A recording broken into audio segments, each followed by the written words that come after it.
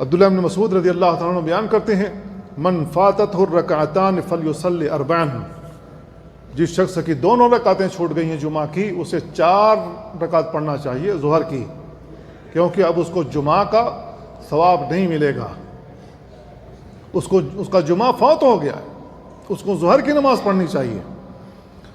سمرہ بن جندب رضی اللہ تعالیٰ عنہ کی روایت میں اللہ کے نبی صلی اللہ علیہ وسلم فرماتے ہیں من ترک الجمعۃ متعمدا، جو شخص جان بوجھ کر جمعہ چھوڑ دے، فلیتصدق بدینار، اسے 1 دینار صدقہ کرنا چاہیے، فإن لم یجد فبنصف دینار، اگر وہ 1 دینار اس کے پاس نہیں ہے تو نصف دینار ہی صحیح لیکن صدقہ کرے۔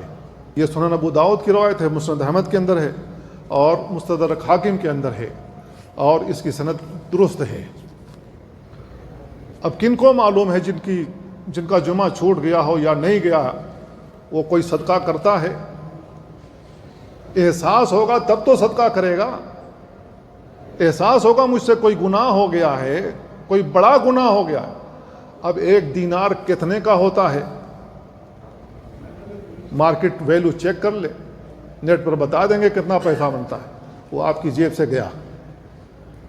لیکن صاحب صدقہ بھی نہیں دینا ہے، نماز بھی چھوٹ جائے کوئی پرواہ ہی نہیں، پھر بھی ہم مسلمان ہیں، پکے مسلمان ہیں، عاشق رسول مکمل ہیں، ہمارے اسلام میں ایمان میں کوئی فرق نہیں پڑتا ہے۔